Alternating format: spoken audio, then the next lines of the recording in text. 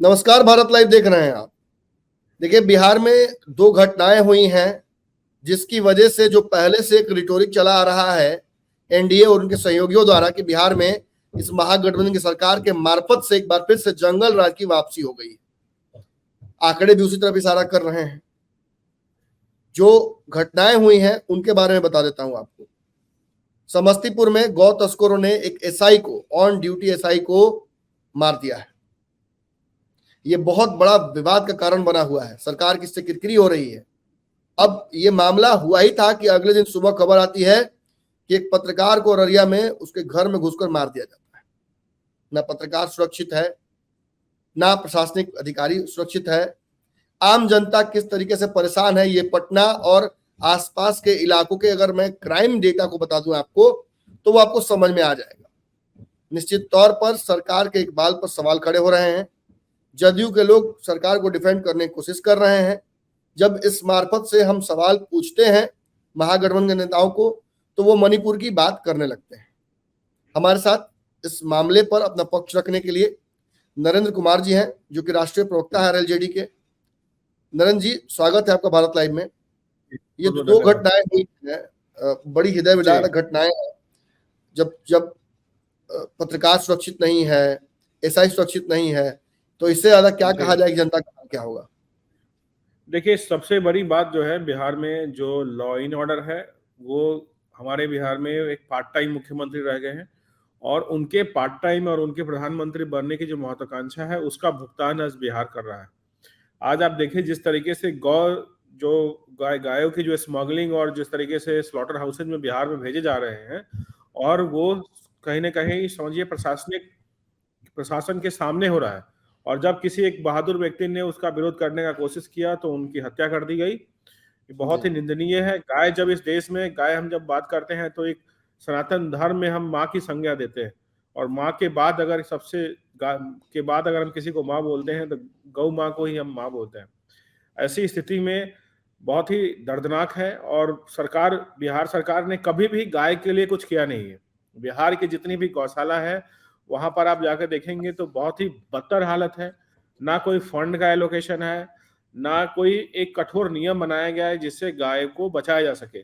बिहार ही ऐसा एक राज्य है जहां पर जो बिहार का जो मूल गौवंश था, गंगा त्री, जो उजली व्हाइट कलर की गाय हुआ करती थी छोटे कद में, वो पूरी तरीके से आप कहिए कि उसको कत्ल करवा दिया गया है। सरकार के सामने होता रहा और सरकार चुप रही। उत्तर प्रदेश में आप देखिए गौ संरक्षण को लेकर के, राजस्थान में भी गौ संरक्षण को लेकर के सरकार बहुत सजग है। गुजरात में देसी गौवंश को बचाने के लिए बहुत सजग है। तकलीफ इसलिए होता है कि मैं भी इस मुहिम से जुड़ा हुआ हूँ, और बिहार में जब जाता हूँ तो नरेंद्र जी, देसी मैं अपने दर्शकों को आपका ये भी परिचय दे दूं। नरेंद्र जी एक गौ पालक है, गौ सेवक हैं। लगातार सीतामढ़ी, बिहार से लेकर दिल्ली में अपने निवास तक हर जगह पर गौ सेवा करते हैं। अभी हाल में आपको याद होगा, जो दिल्ली फ्लड्स आए थे उस दौरान जो गायें थी उनको एक जगह से दूसरी जगह स्थानांतरण करने में इनका काफी समय बीता था। वो भी तस्वीरें हमने आपको दिखाई थी।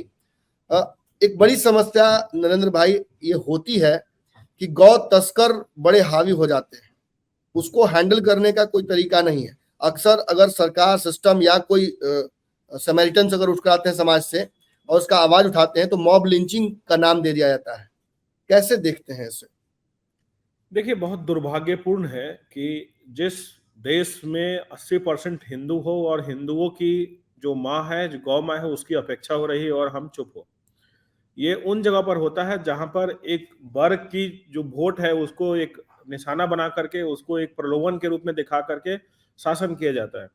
नीतीश कुमार जी इस काम करने में बहुत ही माहिर हैं, और अब आप देखिएगा कि वो सिर्फ वोट की राजनीति नहीं कर रहे हैं। अगर बिहार में गौ की हत्या हो रही है और बिहार में गौशालाएं त्रस्त है, गाय को खाने को नहीं मिल रहा है। सीतामढ़ी में भी हमारी गौशाला जगह ही है सीतामढ़ी में, उसका भी हालत बहुत त्रस्त है। देसी गाय खत्म हो गई, क्रॉस ब्रीड करके आज देखिए लोगों को जिस तरीके से बड़ी संख्या में डायबिटीज, कैंसर होता रहा है। कारण सिर्फ यही है कि हम जो दूध ले रहे हैं, जो दूध का इस्तेमाल कर रहे हैं, बच्चे, बूढ़े, महिलाओं, बहन, सब वो सारी जो है वो मिलावटी दूध आ रही है। सरकार को कोई सरकार को ना धर्म से लेना देना है, ना सरकार को कर्म से लेना देना है।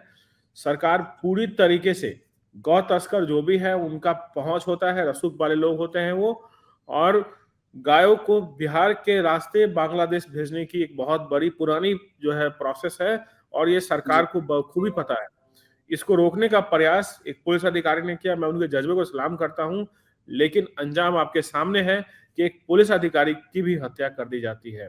उसके बाद अब देखिए पत्रकार की हत्या हो रही, लोगों को घर में घुस के गोली मार दिया जा रहा है, महिला सुरक्षित नहीं है। अरे जब बात करिएगा आपकी, लोग जदयू वाले को देखता हूँ कि वो मणिपुर की बात करते हैं। मणिपुर तो अशांत है, तो बिहार को भी अशांत बनाएंगे क्या?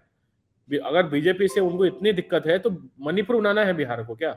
बिहार के लोगों ने आपको चुना था, पलटी मार दिया आपने। कम से कम नैतिक धर्म जो शासन व्यवस्था बनाए रखने का है उसको तो कम से कम बिहार सरकार को संभालना चाहिए।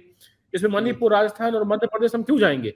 हम तो बात करेंगे बिहार की कि बिहार के लोग सुरक्षित क्यों नहीं है, बिहार में बेरोजगारी क्यों है, बिहार में कोई उद्योग क्यों नहीं लगाना चाहता है? क्योंकि इस तरीके की घटना होती है वहां कि आपको अपहरण देना पड़ेगा, आपको एक्सटॉर्शन के लिए कॉल किया जाएगा, आप बाहर निकलेंगे आपको गोली मार दी जाएगी। तो सरकार पूरी तरीके से बेरोजगार के लिए और उद्योग नहीं आने के लिए और कानून व्यवस्था के लिए कोई फोकस नहीं है, क्योंकि बिहार के मुख्यमंत्री अब पार्ट टाइम मुख्यमंत्री हो गए हैं और उनके अंदर अब 5% नीतीश कुमार भी जिंदा नहीं है। जो नीतीश कुमार ने बिहार में शपथ लिया था कि जंगल राज को हम खत्म कर देंगे, वो नीतीश कुमार अब नहीं रहे, उनकी मृत्यु हो चुकी है। ये नीतीश कुमार कुर्सी कुमार है, इनको सिर्फ कुर्सी चाहिए, और इसके लिए गाय, पुलिस, जनता, शिक्षक जो मिलेगा वो सबकी कुर्बानी दे देंगे। जी, बिहार सरकार के एक मंत्री हैं जयंत राज कुशवाहा, उन्होंने आपके नेता उपेंद्र कुशवाहा पर कुछ बयानबाजियां की हैं जिसको लेकर आपकी पार्टी में बड़ा कौतूहल मचा हुआ है। उन्होंने कहा है कि 14 से 24 तक उपेंद्र कुशवाहा जी का जो चश्मा था उसका पावर बदल गया है और वो वही चश्मा पहने हुए हैं, तो कहीं ना कहीं उन्हें दिख नहीं रहा है प्रॉपरली। अब दूसरी बात, उन्होंने ये दावा किया है कि आप भाजपा के रहमो करम पर गए हैं, एनडीए में आपको बराबरी का दर्जा नहीं मिल रहा है। अगर अनुनय विनय करके कुछ सीटें मिल भी जाती हैं एक दो, तो वो सीटें भी आप हार जाइएगा। देखिए जयंत राज जी जो कुशवाहा सरनेम लगाते हैं, वो कुशवाहा सरनेम जो है बिहार में किसने दिया था इस समाज को, और कुशवाहा समाज की आवाज जब उठाने की बात आती है तो कौन आवाज उठाता है? जिस तरीके से वो आज गुलामी कर रहे हैं, उस गुलामी में उन्होंने कुछ बोलने की हिम्मत जुटाई है, बहुत बड़ी बात है कि वो बोल पा रहे हैं कम से कम। और जहां तक बात उपेंद्र जी का है, तो उपेंद्र जी ने तो हमेशा कुर्सी को त्याग करके संघर्ष को चुना है, और किसी के रहमो करम पे नहीं, अपने बदौलत और जनता में जो उनका प्यार है और जो सपोर्ट है उसके बदौलत बार बार वो सत्ता के पास जाते हैं, सत्ता को देखते हैं, और जब उनको नहीं लगता है, समझ नहीं आता है, तो हर हर व्यक्ति को अधिकार है कि संघर्ष करने का। कोई चोरी तो नहीं कर रहे। जिस तरीके से नीतीश कुमार जी सत्ता की चोरी करते हैं, उस पर जयंत कुशवाहा को बोलना चाहिए कि 15 में चोरी कर लिया उन्होंने, फिर 17 में वापस पलटी मार दिया, फिर 22 में 23 में पलटी मार दिया। तो ये खेल कौन खेल रहा है? कौन चोरी कर रहा है? चश्मा किसका खराब है? देखिए आपकी चश्मा जो है नीतीश कुमार जी का खराब है। जयंत कुशवाहा जी तो समझ लीजिए एक रिमोट कंट्रोलर है, उनसे बुलवाया जा रहा है। कुछ दिन पहले जो रामेश्वर महतो सीतामढ़ी के हैं, पहले वो हमारी पार्टी के में दरबान की तरह खड़े थे कि भैया हमको जगह दे दीजिए, वॉचमैन की तरह खड़े थे। अब दूसरा वॉचमैन नीतीश कुमार जी ने खड़ा कर दिया है। लेकिन ये सब टाइम टाइम फुस होने वाला है, इनका कोई जनाधार नहीं। बिहार में कौन जानता है इनको? कुशवाहा समाज से होकर के और अपने समाज के नेता के बारे में बोलना निहायत ही गलत है। और जहां तक 14 की बात है और 24 की बात है, देखिएगा 24 में भी हमारा स्ट्राइक रेट 100% रहेगा, 14 में भी हमारा स्ट्राइक रेट 100% था। बहुत बहुत धन्यवाद नरेंद्र भाई, आपने विभिन्न मुद्दों पर हमसे बातचीत की। अगली कड़ी में जल्दी ही किसी और के साथ हम अपनी चर्चा को आगे बढ़ाएंगे।